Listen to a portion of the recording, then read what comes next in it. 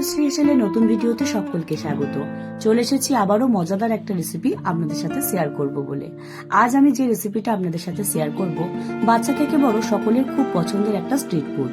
সন্ধ্যার হালকা খিদে হোক বা বাচ্চাদের টিফিন, পনির রোল মানে একদম ঝটপট সুস্বাদু একটা রেসিপি। নরম পনির, মশলাদার স্বাদ আর নরম পরোটার জাদুতে তৈরি হয় স্ট্রিট স্টাইলের পনির রোল। এবার আমি সেই ঘরোয়া পদ্ধতিতে কিভাবেই আপনারা দোকানের মতো রোল বানাবেন সেটাই এই রেসিপিতে আপনাদের সাথে শেয়ার করব। ঝটপট বানিয়ে নেওয়া যায় আর খেতেও কিন্তু ভীষণই টেস্টি হয়।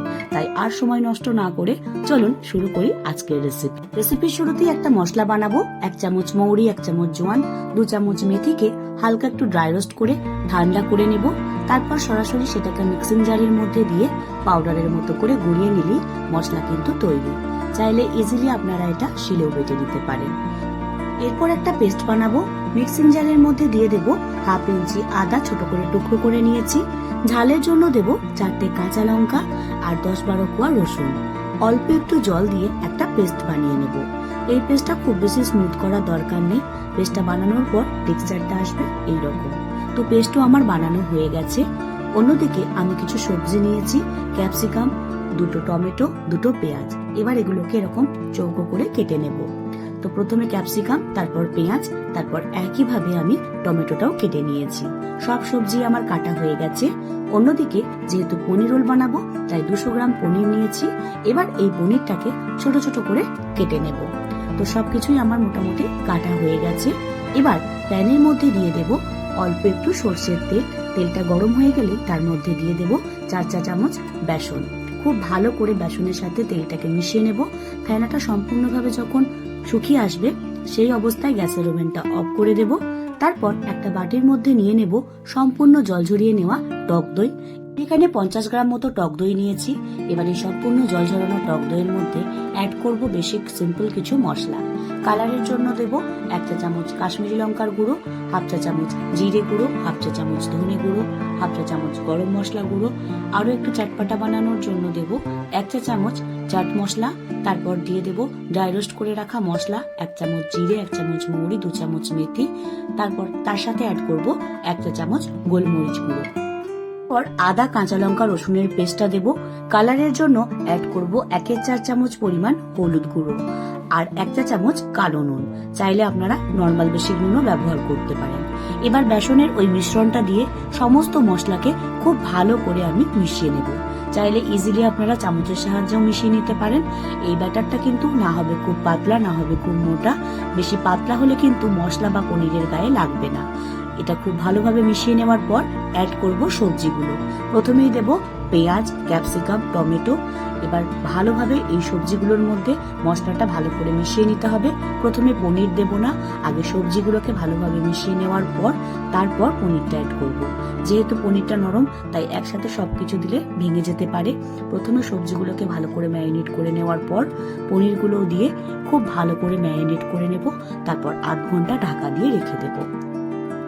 এরপর ধনেপাতার চাটনি বানানোর জন্য কেটে নেব ক্যাপসিকাম, কাঁচা লঙ্কা, ধনেপাতা। পরিষ্কার জল দিয়ে ধুয়ে নিয়েছি। তারপর সবকিছুকেই রাফলি কেটে সরাসরি মিক্সিং জারের মধ্যে দিয়ে দেব। প্রথমে ধনেপাতা, ক্যাপসিকাম, কাঁচা লঙ্কা, তারপর আরো একটু ফ্লেভার যুক্ত করার জন্য দেব 1/2 ইঞ্চি আদা ছোট করে টুকরো করে নিয়েছি, 5-6 কোয়া রসুন, টমেটোর বীজের অংশটা। এর সাথে অ্যাড করব সিম্পল কিছু মশলা, যেমন প্রথমেই দিয়ে দেব 1 চা চামচ কালো নুন, তার সাথে অ্যাড করব 1 চা চামচ জিরে গুঁড়ো, 1 চা চামচ ধনে গুঁড়ো, 1 চা চামচ চাট মশলা আর 1 চা চামচ জিরে দিয়ে কোনো রকম জল ছাড়াই একটা পেস্ট বানিয়ে নেব। খুব সহজেই ধনেপাতার এই চাটনি আপনারা তৈরি করে নিতে পারেন। কালারটা যেমন সুন্দর, খেতেও কিন্তু ভীষণই টেস্টি। এমনকি এটা আপনারা ফ্রিজে স্টোর করেও রাখতে পারেন অনেক দিন। এবার একটা ননস্টিক তাওয়ার মধ্যে অল্প একটু বাটার দিয়ে বাটারটাকে খুব ভালো করে মেল্ট হয়ে গেলেই তাওয়ার গায়ে লাগিয়ে নেব। তারপর গ্যাসের ফ্লেমটা হাই রেখে একে একে ম্যারিনেট করে রাখা পনির, সবজি, মশলা সবকিছু দিয়ে খুব ভালো করে একটু সেঁকে নেব। তারপর সেগুলোকে তুলে একটা পাত্রের মধ্যে রেখে দেব। তো স্টাফিং এর জন্য পনির কিন্তু তৈরি হয়ে গেছে। এবার আমি এটাকে ঠান্ডা হওয়ার জন্য একটু রেখে দেব। পনির রোল বানানোর জন্য পুর রেডি। এবার রোল বানানোর জন্য ময়দা মেখে নেব। থালার মধ্যে মেজারিং কাপ মেপে 2 কাপ ময়দা নিয়েছি, অ্যাড করব 1 চা চামচ নুন আর 1 চা চামচ জোয়ানকে হালকা একটু ক্রাশ করে ময়দার মধ্যে দিয়ে খুব ভালো করে সমস্ত শুকনো উপকরণগুলোকে এইভাবে একটু মিশিয়ে নেব। তারপর অল্প অল্প জল অ্যাড করে একটা ডো বানাবো। ভালোভাবে মেখে মেখে একটা ডো তৈরি করে নেব। এবার অল্প একটু তেল দিয়ে আবারও একটু ঠেসে নেব। তারপর সেগুলো থেকে একে একে নেচি তৈরি করে নেব। এবার এই নেচিগুলোকে অল্প একটু আটা বা ময়দা দিয়ে ভালো করে টেনে টেনে রুটির মতো করে বেলে নেব। বেলার সময় একটা জিনিস খেয়াল রাখতে হবে, থিকনেসটা না হবে খুব পাতলা, না হবে খুব মোটা। একইভাবে সবগুলোকে বেলে নেব। তারপর সরাসরি সেগুলোকে দিয়ে দেব তাওয়ার মধ্যে। তাওয়াটা ভালোভাবে গরম হয়ে গেলে তার মধ্যে পরোটাটা দিয়ে এপিট ওপিট করে প্রথমে একটু সেকে নেব। তারপর যখন একটু কালারটা চেঞ্জ হতে শুরু করবে হালকা, তখন সেই অবস্থায় অল্প অল্প এর মধ্যে আমি তেলে একটু ব্রাশ করব।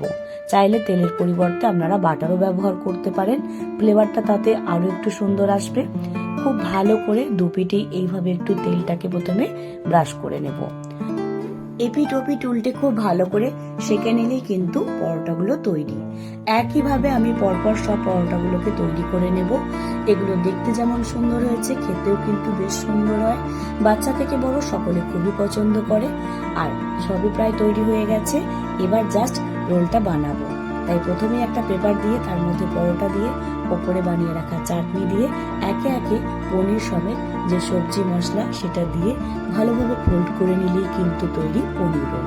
পনির রোল খাওয়ার জন্য আর বাইরে যাওয়ার দরকার নেই, বাড়িতেই খুব সহজে আপনারা তৈরি করে নিতে পারেন। আজকের রেসিপিটা কেমন লাগলো প্লিজ আমাকে কমেন্ট করে জানাতে ভুলবেন না। আমার এই ভিডিওগুলো যদি আপনারা ইউটিউব থেকে দেখেন তাহলে লাইক শেয়ার কমেন্ট করবেন, আর যদি ফেসবুক পেজ থেকে দেখেন তাহলে অবশ্যই পেজটিকে ফলো করার অনুরোধ রইল। সাথে আপনাদের গুরুত্বপূর্ণ মতামত কমেন্ট বক্সে জানাতে প্লিজ ভুলবেন না। আজকের ভিডিওটাও শেষ অবধি দেখার জন্য আপনাদের সকলকে অসংখ্য ধন্যবাদ। ঝটপট বানিয়ে ফেলুন পনির রোল, আর আপনাদের মতামত কমেন্ট বক্সে জানাবেন। আমি অপেক্ষায় রইলাম। আবারও দেখা হচ্ছে আপনাদের সাথে খুব তাড়াতাড়ি মিতশ্রী হেসেলে। সকলে ভালো থাকবেন, সুস্থ থাকবেন। নমস্কার।